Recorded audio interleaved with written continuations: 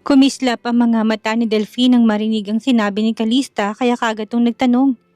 Ibig mong sabihin ay may pag-asa pa ako? Napamata si Calista at saglit lang itong sinulyapan bago ibinalik ang tingin sa nagliliwanag na paputok. No, bakit naman meron? I am already married and happy. Ang ibig ko lang sabihin na hindi ka pa huli at kahit naabala ka pa, ay may oras ka pa rin para umattend sa celebration ng kaibigan mo. Malamig nang umiti si Delphine. Why are you rejecting me so hard? I am that bad. Bad or not, it is not in you. I already have someone I like and I can't reciprocate other people's feelings anymore. Dahil kahit na gaano ka pa kabuti, kung may nakatira na sa puso ko, ay wala nitong espasyo para tumingin pa sa iba. Calista slowly slipped her juice and glanced at Delphine with eyes full of devotion to her husband. Sa tingin mo, ikaw rin ang nasa puso ni Vincent? Siguradong ikaw lang at wala kang kahati? Nagkibit ng balikat si Calista. I am sure of it, without doubt. Puno ng kumpiyansa niyang sabi. Can't you see him now? Kahit nakasama ka niya, ay sa iba pa rin ang atensyon niya. Yun bang walang kahati sa atensyon? Tumingin to sa loob kung nasaan si Vincent at may kausap pa rin sa cellphone. Sinundan ni Calista ang tinitingnan ni Delphine. May tiwala ko sa asawa ko pero wala sa taong nakapaligid sa kanya. Alam ko ang hirap na pinagdaanan niya noong nawala ako kaya imposibleng hindi ako mahalaga sa kanya. You are also important to me, Calista. Besides, I can give you all the time that you want. At higit sa lahat, walang ibang babae na mangiistorbo sa kalagitnaan ng gabi. Pamimilit ni Delphine. Naningkit ang mga mata ni Calista kay Delphine. Nakukulitan na siya sa lalaking ito. My husband, diniinan niya ang boses. He is a man with honor. Binabalik niya lang ang tulong ng taong tumulong sa kanya. That still means that his heart is not whole for you. Calista, kilala ko si Vincent. Mas matagal kami magkaibigan kesa sa'yo. Siya ang lalaki hindi sumiseryoso sa damdamin ng iba. In the end, it's his selfish desire that matter. He is a cold-blooded person after all. Hindi na walang talim sa mata ni Calista. Ibinaba niya sa maliit na mesa ang baso ng orange juice at hinarap si Delphine. How about you, Delphine? Mabuti ka rin bang tao? Ang sabi mo'y matagal na kayong magkaibigan ni Vincent. Pero tama ba, nasiraan mong kaibigan mo para lang makascore ka sa asawa niya? Tila hindi naapektuhan si Delphine sa sinabi niya at nagkibit lang ng balikat. At least ako, katulad ng sinabi ko kanina ay walang kahati sa atensyon mo. Tinaas ni Calistang palad para pigilan to sa pagsasalita. Stop talking already, Mr. Delphine. Kahit na ano pang sasabihin mo tungkol sa asawa ko ay may tiwala pa rin ako sa kanya. Kinuha ni Calista ang basa ng orange juice at tinalikuran nito saka hindi maipintang mukha na bumalik sa loob. Sakto naman nakakatapos lang ng tawag ni Vincent kay Celeste nang tumabi ng upo si Calista sa asawa. What does she need? Nilalagnat si Santino at nagdedeliryo. Hinahanap ako at hindi nakakatulog hanggat wala ako sa tabi ng bata. Niyakap siya ni Vincent sa bewang at hinigit palapit dito. Huwag kang mag-alala at may tinawagan na akong doktor. He is on the way to Celeste's house. Why are you here?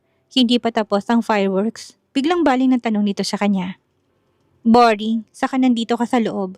Sasaya lamang isang magandang tanawin kung kasama mong manunood ang taong mahalaga sa'yo. Hinarap ni Calista si Vincent.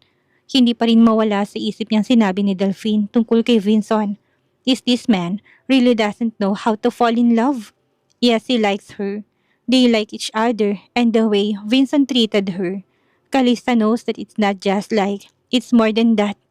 Kaya imposibleng sinasabi ni Delphine na yon. Is that so? But why do you look so pissed when you come back? Biglang sa meryosong mukha ni Calista tinawakan sa magkabilang pisngi si Vincent upang magharap silang dalawa. Vincent, may tatanong ako sa'yo. Gusto kong sagutin mo ko ng tapat at totoo. You look so serious. How can I dare not answer? May halong birong boses nito pero sa seryoso rin ang mukha nang makitang hindi siya nagbibiro. Tumikim na muna si Calista para alisin ang bara sa lalamunan dahil sa inis niya kay Delphine sa nagtanong. Her voice was firm and full of seriousness. Vincent, ako ba talagang nag-iisa sa puso mo? Wala ba akong kaagaw sa... Miss Celeste, sandali lang. Naputo ng iba pang sanang itatanong ni Calista sa biglang pagsulpot ng bouncer. Kasunod nito ay si Celeste na karga-karga si Santino. Napaismi si Calista na makitang nakakaawa nitong itsura habang si Santino naman ay namumulang mukha sa walang tigil na pag-iyak. You sure kang fast, sabi niya. Inunahan na siyang magsalita ni Vincent. Wala pang 10 minuto matapos ang tawag ni Vincent sa'yo at nandito ka na. You are really something. Alam niyang malapit lang ang mansyon dito ng Harrington, pero kukulangin ng 10 minuto para makarating dito. Hindi ba't nagtawag na ako ng doktor para puntahan si Santino? He is sick and you still dare to bring him out here? Have you lost your mind? May boses na palatak ni Vincent kay Celeste. Mukhang kahit ito ay hindi na makapagtimpi sa ugali ni Celeste. Pero Vincent kasi, Daddy! I want Daddy! Santino muttered with his hands stretched out towards Vincent. Lumingon sa kanya si Vincent at nagtatanong kung anong dapat niyang gawin pero hindi makaimik si Calista. Tama nga kayang sinabi ni Delphine. Hindi ba't ang sabi ko ay dalhin mo siya sa itaas? May inis sa boses na bulyaw ni Vincent kay Celeste. Namasang mata ni Celeste dahil sa ipinakitang pagsusuplado ni Vincent pero imbis na maawa sa nakakatawa nitong itsura, ay lalo lamang na nagusot ang mukha ni Vincent lalo nang makita niya na tahimik lang si Calista. Sandali Vincent, hindi mo na ba gustong yakapin si Santino? Kanina pa siya naghahanap sa'yo. Hindi ba papayag si Calista? Tuminto kay Calista na luhaan pa rin ang mukha. Calista, baka pwedeng hayaan mo muna si Vincent na hawakan si Santino please. Huwag ka na munang makipagagawan sa anak ko. Mahinang napatawa si Calista na may kasamang panunuya. Makipagagawan? First of all, hindi ko kailangan makipagagawan dahil pagmamayari kong asawa ko. Pero kung anong desisyon niya ay nire-respeto ko. Calista leaned lazily on Vincent's shoulder. Nakatagilid na sinulyapan ni Vincent ang asawa at tinaplos ang likuran nito. Stay here, dadaling ko lang ang bata sa itaas. Walang ganang tumango si Calista at tumayo kasabay ni Vincent at bago tumakalayo sa kanya, ay hinawakan niya to sa magkabilang pisngi sa kawalang pakundangang kinalikan sa labi. Halos 5 segundong nagtagal ang kanilang labit nang maghiwalay sila, ay parehong may ngiting nakapaskil sa kanilang labi. I'll wait for you, pero wag mo kong paghintayin, pagod na si baby. Hinaplas niyang tiyan saka sinulapan si Celeste na may paghahamon na tingin. Kitang-kita niya kung paano umiting ang panga ni Celeste sa galit dahil sa ginawa niya pero pilit tong umiti lalo na't nakaharap si Frederick at Vincent. Don't worry Calista, kapag nakarating ng doktor kagad ko ring pabababain si Vincent, okay? Hindi to pinansin ni Calista at patamad na sumalampak ng upo sa sofa. Nilantakan niyang natitirang dessert sa mesa. Pero pinigilan siya ni Frederick dahil bawal daw sa buntis ang kumain ng maraming matamis. Lalo na't gabi na. Alam ko ang limit ko kaya hayaan mo ko. Malamig ang boses na sabi niya dito. Walang nagawa si Frederick kung hindi ang hayaan siya bagamat at tubili itong nakatingin sa kanya. Wala na sina Vincent at Celeste sa private room kaya muling bumalik ang sigla sa loob. Nagpatuloy sa masayang pag-iinuman sina Arthur at Liam. Sa terrace habang patuloy sa panunood ng fireworks. Sinamahan to ni Natalie pero dahil mahigpit itong pinagbawalan ni Vincent na bawal itong uminom ng alak, ay nagtiis to sa inumin na walang halong alkohol. Ni hindi alam ng mga ito na dumaan si Celeste kasama si Santino. Hindi ba tamang sabi ko sa'yo, Kali? Hindi umimik si Calista na marinig ang sinabi ni Delphine. Hindi niya namalayang nakalapit na pala ito sa kanya at komportabling nakaupo na sa armrest ng sofa. Umisot si Calista upang mapalayo dito na kinagusot naman ng mukha ni Delphine pero hindi niya yun pinansin. Abala sina Liam, Frederick at Arthur sa pakikipagkwentuhan sa terrace at dahil malayong mga to sa kanila ay hindi nga nito narinig ang usapan nila ni Delphine. Kali, ang ama ng iyong anak ay may ibang anak na inasikaso. Okay lang ba talaga sa'yo yon? Patamad na nagkibit ng balika si Calista. May tiwala siya kay Vincent. Nagtitiwala siya dito na mas priority sila nito ng magiging anak nila. Sa tingin ko, kung ano man ang kinikilos ni Vincent ngayon ay wala ka na doon. Gusto lang kitang paalalahanan dahil mabait ako. Ayaw ko lang na masaktan ang babaeng nagugustuhan ko. Kinindatan siya nito tumayo mula sa armrest ng sofa at akmang tatabi ng upo sa kanya pero mabilis na tumayo si Calista at lumapit ng upo sa katapat na sofa. Mabait ka? She scoffed. Took a bite of black grape and looked at Delphine with a hint of sarcasm. Oo naman, hindi ako katulad ng asawa na iniiwan ka para sa anak ng iba. Hindi ka ba nadidisappoint na ginawa ng asawa mo? Why would I? He is a great man. Tumutulong lang siya sa taong nangangailangan sa kanya na walang hinihintay na kapalit. Nilakasan niyang boses dahil nakita niya si Celeste. Napapasok sa loob at tumungo ito sa minibar at kumuha ng canned soda. Nang dumaan sa tabi nila, ay sinadya pa nitong iminagayway sa harapan niyang bitbit na soda. Ikukuha ko lang ng maiinom si Vincent. Mukhang nauhaw na kasi siya eh. Hindi ko rin alam kung gaano pa siya katagal na mag-stay sa taas dahil ayaw pa siyang paalisin ni Santino. Mahal na mahal kasi ni Vincent ang anak namin, kaya hindi niya kayang iwan ng bata. Hindi niya yan iinumin dahil hindi niya gusto. Give him water and he will appreciate it. Calista simply said without changing her nonchalant expression. Celeste, anong ginagawa mo dito? Bakit iniwan mo na naman si Santino? Gulat na sabad ni Frederick nang bigla itong pumasok mula sa terrace dahil tapos na ang fireworks. Hindi nito akalaing makikita si Celeste. Ah, kuya, kasama ko si Santino. Nandun siya sa guest room sa itaas kasama si Vincent kasi iyak ng iyak at hinahanap ang ama. Biglang paliwanag ni Celeste. She cowered in fear when she saw Frederick's dark expression. Magmula na may mangyari kay Santino ay bigla na nag-iba ang turing sa kanya ni Frederick. Kasama? Nilapitan ni Frederick ang kapatid at hinaklit ito sa braso. Hindi mo ba alam kung gaano kalubang ang kalagayan ng bata at nilabas mo pa siya? Kahit na gabing-gabi na. Nag-iisip ka ba ha, Celeste? Tumahimik ang buong paligid sa biglang pagtataas ng boses ni Frederick. Kasi kuya, hinahanap ni Santino si Vincent at hindi siya tumitigil sa kakaiyak hanggat hindi niya nakikita. Dalin mo ko sa kanila. Malamig ang boses na putol ni Frederick sa iba pang sasabihin ni Celeste. Nakagat ni Celeste ang labi at wala itong nagawa, kundi ang tumangot sinamahan si Frederick para puntahan ng kwarto kung nasan sina Santino at Vincent. Ilang sandali pa, muling bumukas ang pintuan at niluwanan si Vincent na ikinalapad ng ngiti ni Calista. You see that, Mr. Delphine? My husband is acting out of kindness pero hindi niya hayaang kontrolin siya sa kung ano man ang gusto niya. It was obvious that he has no choice earlier. Kaya niya sinamahan si Santino pero ngayon nandun na si Frederick kagad siyang bumaba dahil alam niyang naghihintay ang asawa niya. Matagumpay ang ngiting tinignan ni Calista si Delphine bago ibinalik ang tingin kay Vincent at pinukang brasa na tila ba naghihintay sa yakap nito. Vincent went straight into her embrace and sat beside her. I'm sorry I left you. Are you tired? Tumango si Calista. Yes, she is tired, not physically but mentally. Pagod na siya sa pakikipagplastikan sa mga taong nandito. Shall we go home then? Tumayo si Vincent at nilahad ang palad sa kanyang inabot naman niya sa kahinayaan tong tulungan siyang makatayo. Hindi pa sila nakakahakbang nang muling bumukas ang pintuan at pumasok si Celeste. Vincent, uuwi ka na ba talaga? At iwanan mo na kami ni Santino? Wala na ba talaga akong halaga sa'yo? Nakalimutan mo na bang pagtulong ko sa'yo? Kung ganun, ibabalik ko na sa'yo to. Mula sa bulsa may hinugot na bracelet sa Celeste. At nang tignan niyo ni Calista ay nangunot ang noo niya dahil pamilyar sa kanyang bracelet na yon pero hindi niya maalala kung saan niya nakita. Ibabalik ko na sa'yo tong pinakaiingatan kong bracelet kasi sa tingin ko, wala na rin naman tong silbi sa akin. Meron ka ng kalistang pinapahalagan at hindi na kami mahalaga ni Santino sa'yo. Here. Nanikitang mata ni Vincent habang nakatingin sa bracelet na hawak ni Celeste. Ang bracelet na ito ay galing pa sa kanyang ina't bilin nito na ibigay sa babaeng mahalaga sa kanya kapag nakatagpo siya ng isa.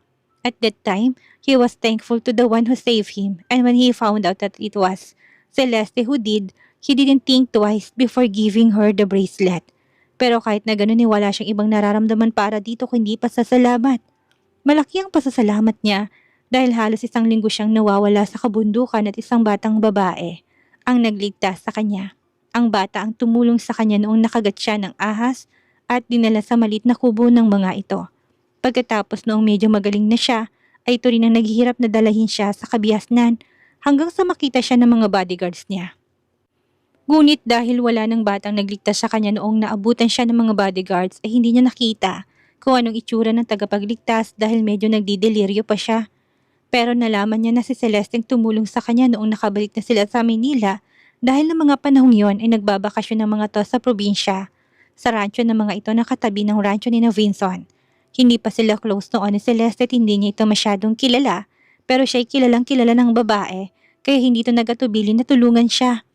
Labis niya itong pinasalamatan kaya naibigay niyang bracelet na mahalaga sa kanya. Tanda ko pa sinabi mo sa akin noon na kapag may kailangan ako ay ipakita ko lang sa'yo tong bracelet para ipaalala sa'yo kung paano kita tinulungan. Pero sa tingin ko wala na tong silbi. Dahil hindi makapagsalita si Vincent ay nagpatuloy si Celeste habang si Calista naman ay matiim na nakatitig sa bracelet na hawak ng babae. She keeps thinking about where she saw this piece of ancient jewel pero kahit na anong isip niya, hindi niya matandaan kung saan. Kung ano man ang ibinigay ko sa'yo ay sa'yo na yon. Walang kinalaman ng pagliligtas mo sa akin sa personal kong desisyon sa buhay. Go back and take care of your child, Celeste. Mas kailangan niyang pag-aaruga ng isang ina ngayon. Nagdadabog na bumalik sa itaas sa Celeste sa kwarto at nakita si Santino na tulog na sa pangangalaga ng kanyang kuya. Nagpapasalamat man siya dito pero sa loob-loob niya iniinis siya sa kapatid. Masyado na itong nagiging pakialamero sa desisyon niya at kahit siyang agrabyado, hindi siya nito kinakampihan na labis niyang kinaiinisan. Kahit si Santino ay gusto niyang kurutin dahil wala itong kwenta at hindi siya natulungan kay Vinson. Mabuti naman at nakabalik ka na. Tulog ng bata kaya naman magpahinga ka na rin. Alam kong ilang gabi ka na ring puyat. Tumango si Celeste sa sinabi ng kapatid. Ilang gabi na siyang puyat pero hindi dahil kay Santino, kundi sa pagkaklabing kasama si Shaira. Gusto niyang maglabas ng stress kaya tumataka siya sa bahay para lumabas at uminom. Swerte niya kung may makukuha siyang lalaki pero kung wala ay ayos lang din naman dahil ang importante ay makaliwaliw siya sa labas. Celeste, mahinang tawag ni Frederick sa pangalan niya. Nilingon niya ang kapatid mula sa pagkakatingin sa cellphone habang isang kamay ay nasa bulsa at kinakalikot ang bracelet na galing kay Vinson. Lagi niya yung suot-suot pero ngayong gabi, sa sobrang inis niya kay Vinson ay binulsa niya yon. May kailangan ka ba, kuya? Nakangitin niyang tanong dito kahit na sa loob-loob niya ay puno siya ng iritasyon. Kahit na inis siya sa kanyang kuya, ay kailangan pa rin niyang ipakita ritong malaanghel niyang pag-uugali. Tigilan mo ng paghihimo ng tulong kay Vinson. Kung may kailangan ka, ay akong sabihan mo dahil kaya ko naman yung ibigay lalo na pagdating kay Santino. Pero kuya, adopted namin ni Vinson si Santino. Kami ang guardian niya at dapat kaming dalawa ang magiging responsable sa kanya. Tumaas ang boses si Celeste sa biglang sinabi ni Frederick. Biglang dumilim ang mukha ni Frederick dahil sa katigasan ng ulo ni Celeste. Hindi ba't ikaw ang namilit na isama siya para umampu ng bata? Dahil kapag sumama siya sa'yo, ay titigilan mo na siya sa kakahingi ng pabor. Akala mo hindi ko malalaman yun. Frederick's voice was firm and his expression stern. Kailangan niyang makipagmatigasan sa kapatid dahil ito lang ang paraan para sumunod ito sa kanya. Walang problema kay Vinson kaya sinamahan kanya sa pag-adapt pero Celeste, ilang beses na nasaktan si Santino magmula nang dumating siya sa bansa. May gana kang magsabi sa ibang tao tungkol sa pag-aalaga ng bata? Pero sarili mong anak ay kailangan mo pa ng ibang tao para mag-alaga. Kung hindi mo siya maalagaan ng maayos ay maghahanap ako ng ibang pamilya na gustong magampon sa kanya at itrato siya ng tama. Halos singali si Frederick dahil sa haba ng sinabi. Kinuha niya hindi pa nakabukas na soda na dinala ni Celeste kanina dahil hindi naman ito ininom ni Vinson. Saka binuksan at ininom upang basain ang nanunuyong lalamunan. Natameme naman si Celeste sa sinabi ng kapatid. Alam niyang lagi siya nitong pinagbibigyan sa gusto niya pero kapag may isang salita itong binitawan ay gagawin ito kahit pa may masasaktan. Ilang segundong namayani ang katahimikan sa pagitan ng magkapatid at naputo lamang yon nang biglang may tumawag sa cellphone ni Frederick at kailangan itong sagutin dahil importante yon. Samantala, naiwan ng mag-ina sa kwarto at kagad na nawala ang malaanghel na imahe ni Celeste at pinalitan yon ng isang dragon. Marahil inaramdaman ni Santino na wala sa tabi nitong presensya ng uncle niya at bigla tong nagising at pumalahoy ng iyak. Bakit ka na naman umiiyak? Bulyaw ni Celeste dito. Imbis na i-comfort, ikinurot niya ito sa hita ng ilang beses para patahimikin. Wala kang silbing bata. Kung hindi umiyak pero hindi mo naman nakukuha ang loob ng ama mo. Pilit na pinigilan ni Santino ang pag-iyak at suminok ito pero patuloy pa rin sa pagluha. Tinaas niyang palad at akmang sasampalin ito pero bigla namang bumukas ang pinto ng kwarto at pumasok si Frederick. Celeste, anong ginagawa mo? Bakit umiiyak si Santino? Ang malamig at puno ng suspesyang boses na tanong nito.